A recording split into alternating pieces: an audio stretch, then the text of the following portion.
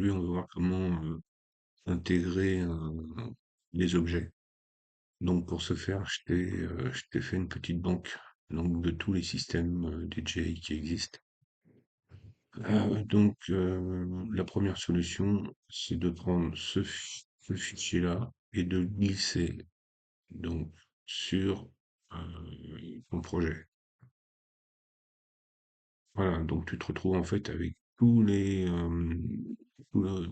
fichier en fait qui a été importé. Donc tu as tous les systèmes. Ici, tu fais OK. Et là, donc tu vois, tu as encore la petite chaîne. Donc là, il va falloir la retirer.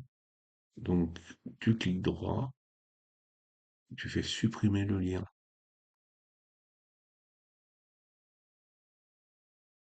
Voilà, et là, tu l'as plus. Qui te permet de supprimer en fait les objets que tu ne vas pas utiliser.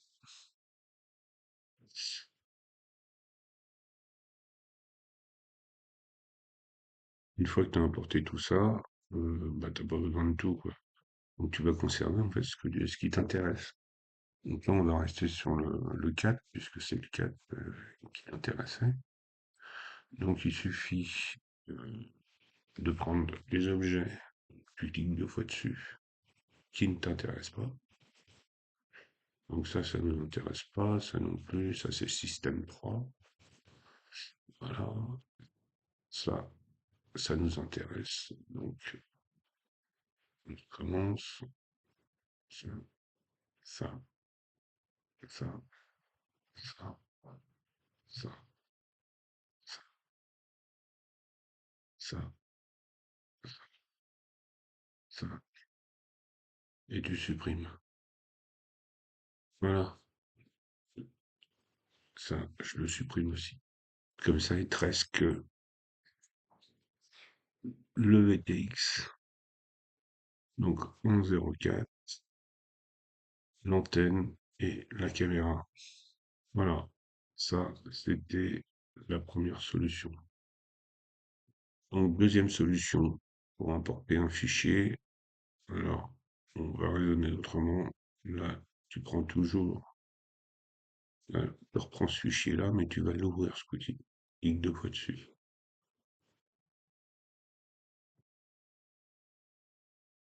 Voilà, il est ouvert. Donc, tu vas prendre les objets qui t'intéressent. Donc là, nous, ce qu'on va prendre, on va prendre l'antenne.